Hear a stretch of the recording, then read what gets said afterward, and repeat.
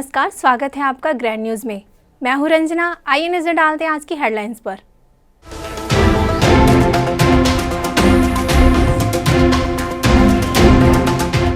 इस्पात नगरी के सियान सदन पहुंच गृह मंत्री ने सयानों से उनके अनुभव को किया साझा।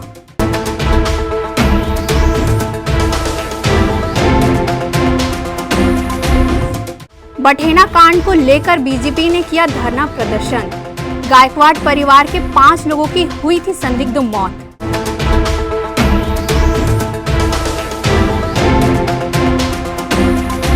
बाबा बालकनाथ महोत्सव मना धूमधाम से, कोरोना के कारण नहीं हुआ महाप्रसाद का वितरण।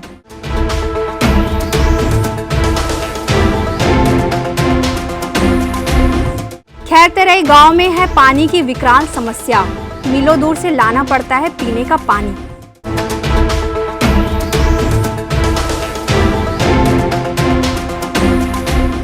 ग्रैंड न्यूज में अब खबरें विस्तार से। रविवार को सियान सदन शांतिनगर में सम्मान समारोह का आयोजन हुआ। इस आयोजन को वरिष्ठ नागरिक स्नेह सम्मेलन का नाम दिया गया। कार्यक्रम का उद्देश्य अपने जीवन में तमाम अनुभव रखने वाले वरिष्ठ जनों से अनुभव को प्राप्त करना था। कार्यक्रम में सैकड़ों वरिष्ठ जन शामिल हुए। सियान सदन शांतिनगर में आयोजित वरिष्ठ नागरिक स्नेह में बतौर मुख्य अतिथि के रूप में प्रदेश के गृह मंत्री ताम्रध्वज साहू शामिल हुए। साथ ही अतिथियों में दुर्ग विधायक अरुण वोरा, भिलाई जिला कांग्रेस कमेटी अध्यक्ष तुलसी साहू, पूर्व विधायक प्रतिमा चंद्राकर उपस्थित हुई। कार्यक्रम में सामाजिकता का ध्यान रखते हुए सभी का स्वागत व अभिनंदन किया गया। वरिष्ठ नागरिक स्नेह सम्मेलन में शामिल वरिष्ठ जन अपने बीच गृह मंत्री को पाकर काफ़ी खुश नजर आए। सभी ने समस्याओं को लेकर अतिथियों को एक मांग पत्र भी सौंपा। गृह मंत्री श्री साहू ने कार्यक्रम को बहुत ही सुंदर बताते हुए कहा कि ऐसे वरिष्ठ जनों का अनुभव हमारे जीवन में काम आता है। ब्रिजमोहन सिंह जी ने बताया कि हर वर्ष कार्यक्रम होता है, बहुत अच्छा लगा। इस प्रकार के आयोजन होते रहना चाहिए ताकि उन लोगों को सम्मान मिले जिन्होंने पूरा जीवन परिवार के, समाज के, प्रदेश और देश के विकास में लगाया है।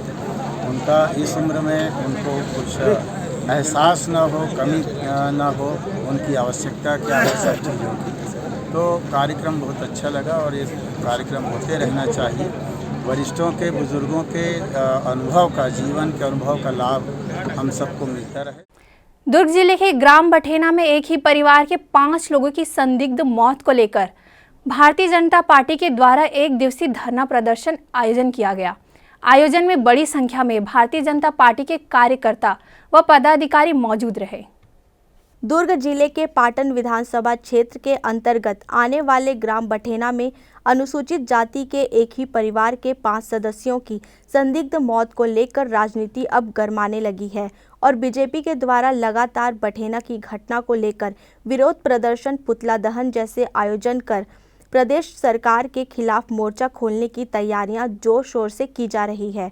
इसी कड़ी में रविवार को दुर्ग के गांधी चौक पर बीजेपी द्वारा एक दिवसीय धरना प्रदर्शन का आयोजन किया गया, जिसमें बठेना गांव में अनुसूचित जाति के एक ही परिवार के 5 सदस्यों की संदिग्ध मृत्यु के प्रति छत्तीसगढ़ सरकार के उदासीन रवैये को लेकर भारतीय जनता पार्टी प्रदेश नेतृत्व के द्वारा पीड़ित परिवार को न्याय दिलाने के लिए प्रदेश भर के जिला मुख्यालयों में एक दिवसीय धरना प्रदर्शन का कार्यक्रम आयोजित किया गया।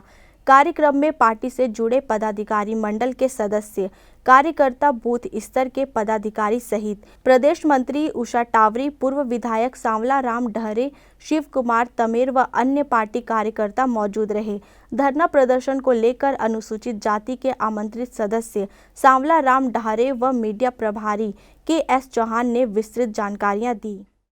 करने वाले जो फरारी जो लोग हैं आज तक पुलिस की पकड़ में नहीं आ रही है। इस तरह पूरे पाटन क्षेत्र में खुरमुड़ा का हत्याकांड हुआ, मुर्रा का हुआ, लगातार कुल मिलाकर के 11 आपराधिक घटनाएं केवल और केवल पाटन में हुआ है। इस तरह पूरे प्रदेश में और दुर्ग जिले में लगातार ये घटनाएं घट रही। दुर्भाग्य की बात है कि हमारे इस दुर्ग जिले में 4 कैबिनेट मंत्री हैं और ऊपर से मुख्यमंत्री का आवास है, गृह मंत्री का आवास है, गृह मंत्री का और मुख्यमंत्री जी का विधानसभा क्षेत्र है। ऐसे क्षेत्रों में लगातार जो अपराध हो रहे हैं ये हमारे दुर्ग जिले के लिए बहुत ही दुर्भाग्यजनक स्थिति है। मैं तो कुल मिलाकर यही कहूँगा कि सरकार की कानून व्यवस्था पूरा असफल हो चुकी है और सरकार जो है इस प्रकार की घटनाओं से बिल्कुल आंख बंद की हुई है। क्राइम रेट के हिसाब से हमारा छत्तीसगढ़ पूरे यहाँ पर बलात्कार के वजह से और यहाँ पर अपराध के वजह से और कहीं ना कहीं हर अपराध के बीच में अभी इनके कार्यकाल में भू माफिया लोग की संलग्नता बहुत ज़्यादा बढ़ गई है और इसके कारण वो अनुसूचित जाति का अपने आप को मसीहा समझते हैं, लेकिन अनुसूचित जाति में बहुत अत्याचार हो रहे हैं। पहले बठेना में हुआ और अभी क्या बोलते हैं जयकंद में हुआ और नगर निगम में हुआ, ये सब अत्याचार पे अत्याचार हो रहा है। भारतीय जनता पार्टी हमेशा पीड़ितों के साथ रही है, रहेगी और हमेशा रहती रहेगी। वहीं अनुसूचित जाति के जिला अध्यक्ष संतोष कोसले व प्रदेश मंत्री संतोष मार्कंडे ने भी अपनी बात रखते हुए प्रदेश सरकार की कार्यशैली पर चिन्ह लगाए।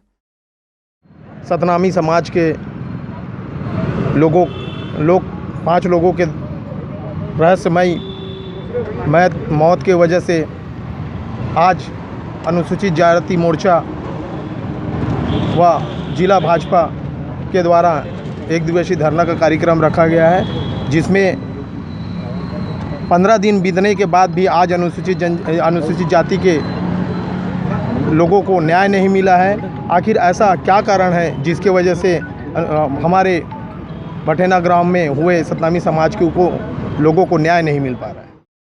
अनुसूचित जाति मोर्चा के खिलाफ जो लामबंद कांग्रेस की सरकार कर रही है वो बहुत गलत कर रही है। इसके लिए अनुसूचित जाति मैं प्रदेश मंत्री आने वाले समय में सड़क पर उतर के अनुसूचित जाति मोर्चा का कार्यक्रम करूंगा और यहाँ अगर कांग्रेस की सरकार ये चीज़ को नहीं संभालेगी तो हम अपने मोर्चा की तरफ से इसको लामबंद सूचनाबद्ध तरीके से हम लोग इसको कार्यान्वयन करेंगे।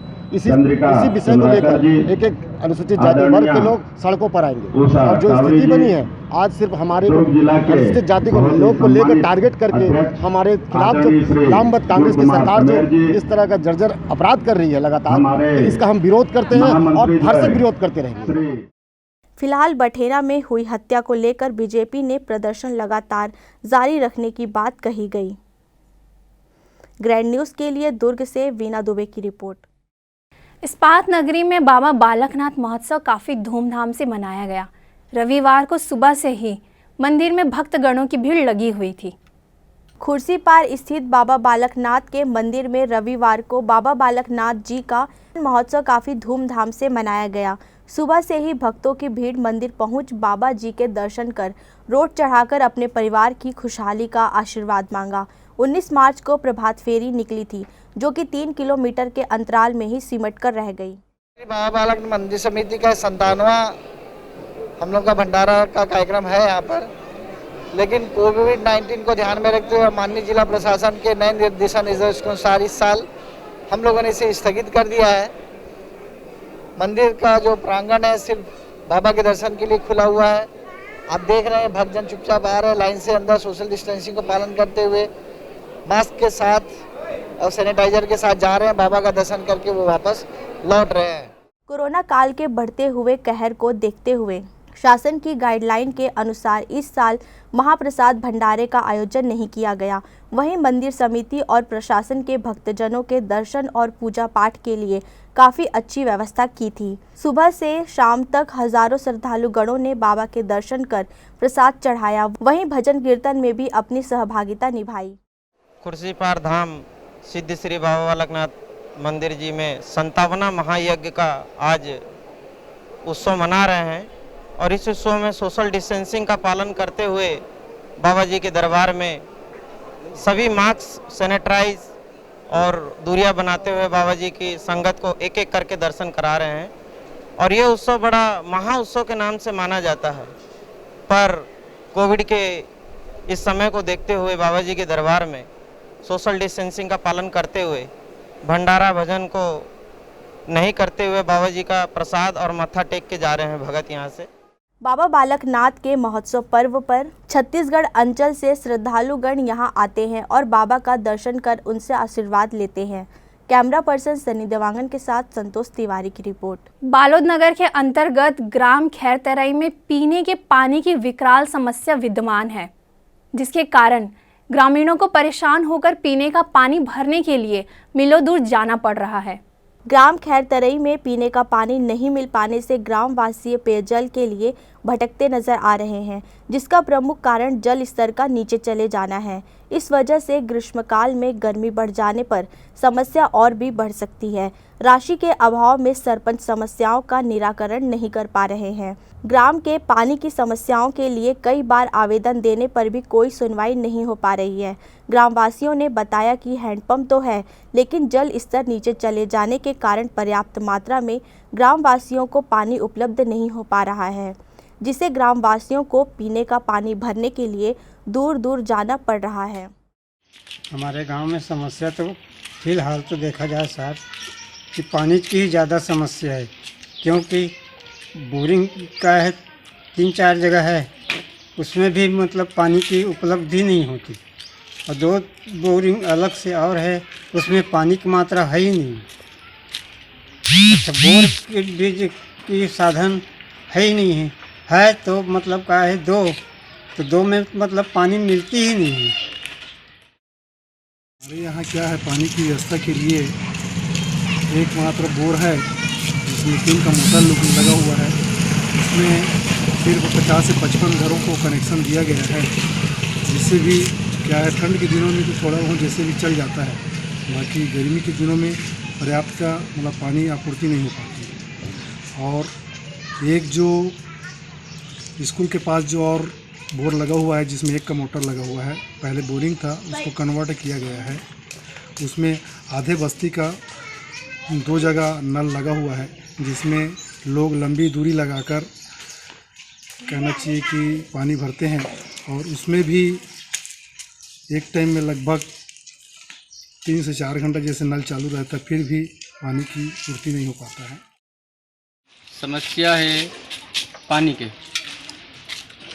कि मात्र 1.5 घंटा पानी देते, नल चालू करके पानी पूर्ति नहीं हो पाते।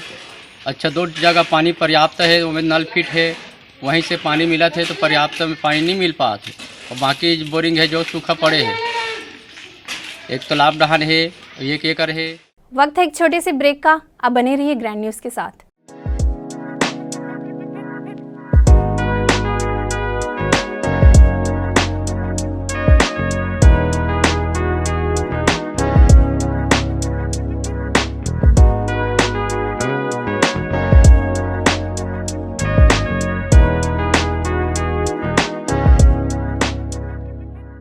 सेलिब्रेशन सफारी बारनवा पारा वाइल्ड लाइफ सेंचुरी में स्थित खूबसूरत cottage and rooms, Bastar art से सुसज्जित शानदार कॉटेज, सर्व सुविधा युक्त रूम्स, बाथटब युक्त बाथरूम, स्विमिंग पूल, बच्चों के खेलने के लिए पार्क, खान पान की व्यवस्था, प्रोफेशनल सर्विस, सेंचुरी घुमाने के लिए वाहन की व्यवस्था। सेलिब्रेशन सफारी बारनवा पारा। For booking and more details contact 942255070202।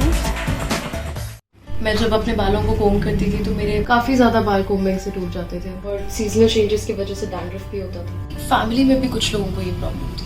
तब मुझे मेरी फ्रेंड ने वास्तु गुरुजी हेयर ऑयल सजेस्ट किया, जिसके सिर्फ 2 यूजेस बाद ही मुझे ऐसा लगा जैसे मेरी स्कैल्प क्लीन महसूस हो रही है, और सिर्फ 4 वॉशेस बाद ही मेरी हेयर फॉल और डैंड्रफ की प्रॉब्लम ऑलमोस्ट जड़ से खत्म हो गई।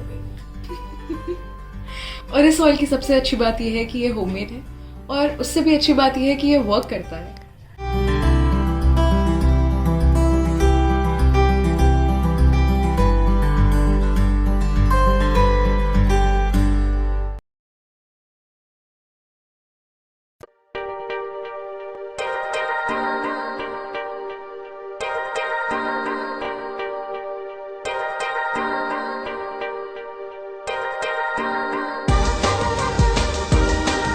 Relationships are forever. Out of all loved ones, your children are most precious. One of our biggest dreams is to give our children's marriage the top in luxury and facility.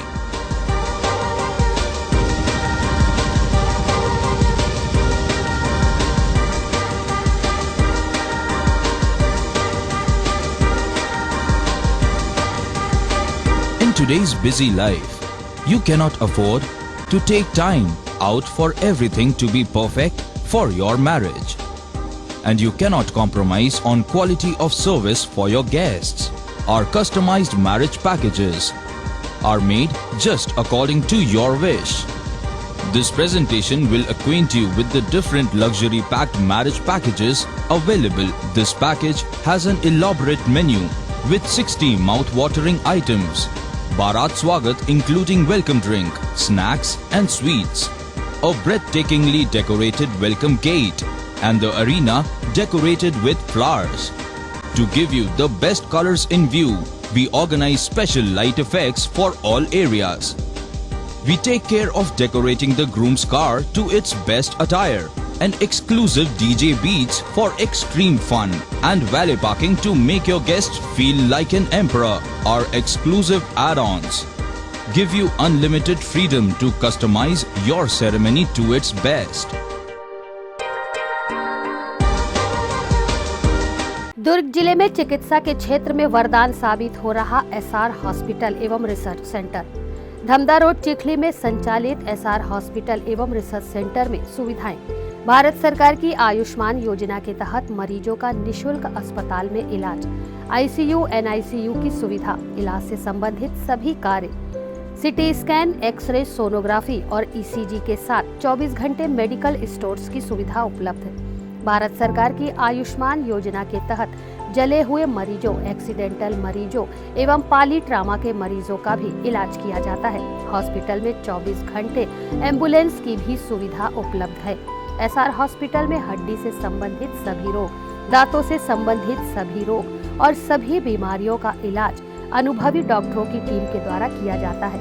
हमारा पता SR hospital एवं research centre, Chikhli road, Durg, Chhattisgarh. Helpline number 6262613200, 6262613300, 6262613400। Break के बाद आपका स्वागत है। सामाजिक हित व अपनों के लिए रविवार को रक्तदान शिविर का आयोजन सेक्टर 6 गुरुद्वारा हॉल में किया गया। इस शिविर में लोग स्वयं ही पहुंचकर रक्तदान करते हुए नजर आए।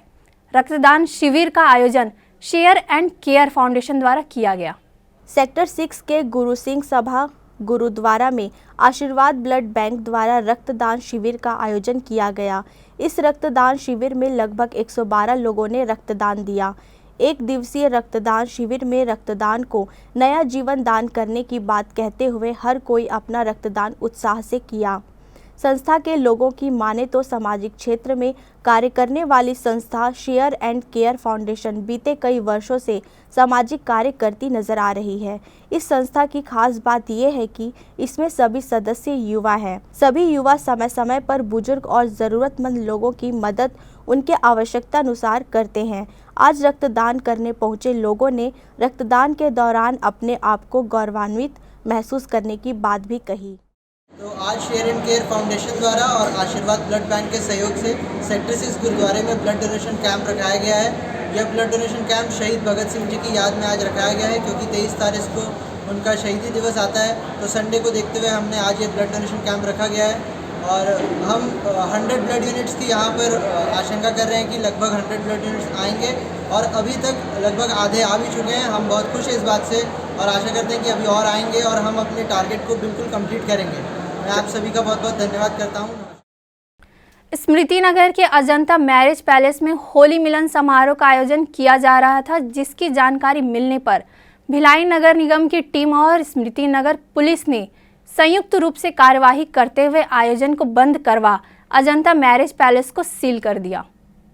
भिलाई के स्मृति नगर स्थित अजंता मैरिज पैलेस में आज युवाओं द्वारा होली मिलन समारोह का आयोजन किया जा रहा था। इसकी जानकारी भिलाई निगम के जोन 1 कमिश्नर सुनील अग्रहरी को जैसे ही लगी तो उन्होंने मौके पर पहुंच कार्रवाई करते हुए आयोजन को बंद कराया। निगम द्वारा दी गई जानकारी के अनुसार अजंता मैरिज पैलेस में युवक व युवती मिलकर होली मिलन का कार्यक्रम रखे थे, जिसमें करीब 150 रुपए की राशि लेकर टिकट भी बेचा गया था। पर उनकी उम्मीद पर निगम की टीम ने पानी फेर दिया। जिला कलेक्टर डॉक्टर सर्वेश्वर नरेंद्र भूरे के द्वारा मिले आदेश के बाद कोरोना गाइडलाइन के तहत यह कार्रवाई की गई। साथ ही अजंता मैरिज पैलेस को सील भी कर दिया गया। इस्पात नगरी के राधिका नगर में सुंदरकांड का पाठ NSUI के अध्यक्ष आदित्य सिंह ने करवाया। सुंदरकांड का पाठ आचार्य कान्हा जी महाराज ने किया। शनिवार की शाम राधिका नगर प्रभु श्री राम की भक्ति में भाव विभोर हो गया। राधिका नगर कालीबाड़ी मंदिर में सुंदरकांड का आयोजन NSUI जिला अध्यक्ष आदित्य सिंह द्वारा आयोजित किया गया था। सुंदरकांड का पाठ आचार्य कान्हा महाराज ने किया। शनिवार की शाम को शुरू हुए सुंदरकांड पाठ में स्थानीय निवासियों ने बढ़ चढ़कर भाग लिया। सुंदरकांड पाठ की समाप्ति के पश्चात महाप्रसाद का वितरण किया गया।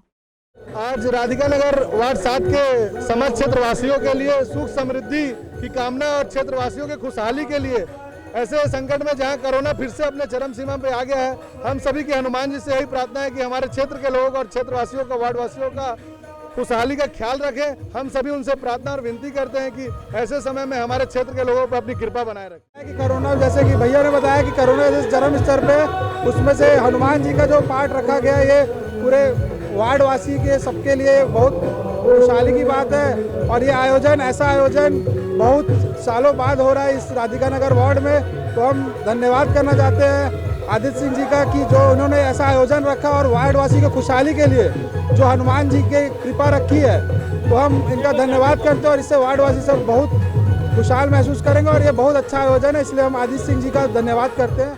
सुंदरकांड के आयोजन में पहुंचे कांग्रेस प्रदेश महामंत्री धर्मेंद्र यादव ने इस तरह के धार्मिक आयोजन को लेकर आयोजनकर्ताओं को बधाई देते हुए कहा कि सुंदरकांड का पाठ होने से लोगों के मन को शांति मिलती है, वहीं परिवार में खुशहाली आती है। उस पर हमारे आदित्य भाई छोटे ने आज सुंदरकांड करवाया यहाँ पर, और बहुत ही अच्छा कार्यक्रम है ये। मैंने तो प्रण लिया है पूरा भिलाई में 3 साल तक हर महीने सुंदरकांड हनुमान जी का करूँगा आम जनता के बीच में, जिससे हमारे धर्म और आगे भी जो हनुमान जी सबके दुख हरेंगे और हमारी छत्तीसगढ़ और हमारे भिलाई की जनता खुशहाल होगी। कैमरा पर्सन सन्नी देवांगन के साथ अतुल शर्मा की रिपोर्ट। मानसिक रूप से अस्वस्थ मासूम बालिका के साथ एक वहशी दरिंदे ने बलात्कार किया। दुर्ग जीआरपी पुलिस ने दुर्ग स्टेशन पर लहूलुहान हालत में ट्रेन में मिली बालिका को अस्पताल पहुंचाया, लेकिन बड़े ही शर्म की बात है कि जिम्मेदार अधिकारी थाने की सीमाओं का हवाला दे 18 दिन से सिर्फ कागजी घोड़े ही दौड़ा रहे हैं। दुर्ग रेलवे स्टेशन पर 3 मार्च को अंबिकापुर से आने वाली दुर्ग अंबिकापुर ट्रेन में 12 साल की बच्ची लहूलुहान हालत में जीआरपी स्टाफ को मिली थी। जीआरपी पुलिस ने तत्काल उसी बच्ची को अस्पताल पहुंचा अपने उच्च अधिकारियों को इस घटना की जानकारी दी। बच्ची के मिलने पर दुर्ग CWC ने उसे राजनांदगांव स्थित बालिका गृह में भेजा। बालिका गृह में बालिका ने बताया कि 3 मार्च के पूर्व एक व्यक्ति ने उसके साथ पिछले 4 दिनों से बलात्कार किया, फिर ट्रेन में बिठा दिया। उसी लहूलुहान स्थिति में बच्ची दुर्ग जीआरपी पुलिस को मिली थी।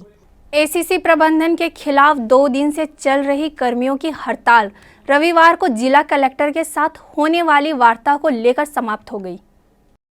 ACC प्रबंधन द्वारा ठेका मजदूरों के खिलाफ की गई कार्यवाही को लेकर 700 ठेका श्रमिकों ने शुक्रवार से ACC के मुख्य गेट पर धरना प्रदर्शन कर अपनी मांगों को सही बताते हुए निकाले गए मजदूरों को वापस काम पर लेने की मांग की।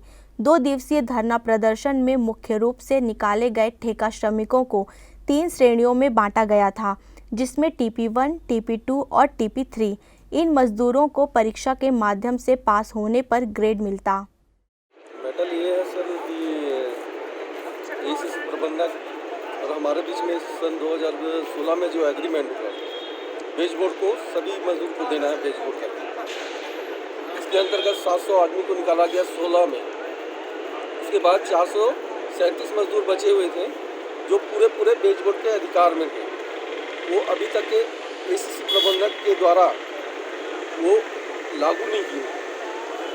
उसके बाद में अभी बीच में 18 सितंबर सन 2020 को हमने अनामिक हड़ताल किया था जिसके प्रबंधक ने इस विरोध में एक नया एग्रीमेंट बनाया करके हमसे धोखाधड़ी के तहत वो एग्रीमेंट बनवाया हमारे 4 प्रतिनिधि के जरिए, जिसमें नाम है राजकुमार साहू, बंसी साहू, लखन साहू और विष्णु यादव। इनके द्वारा 426 मजदूर को निरक्षित करते हुए एक एसीसी के प्रबंधक द्वारा जाके चोरी से एक सेटलमेंट किए हैं, जिसके बारे में किसी मजदूर को जानकारी नहीं थी। और 8 सितंबर को हमने जब इसके बारे में हड़ताल किया कि आपने कौन सा एग्रीमेंट किया है जो हमारा पेमेंट नहीं बढ़ रहा है अभी तक, तो उन्होंने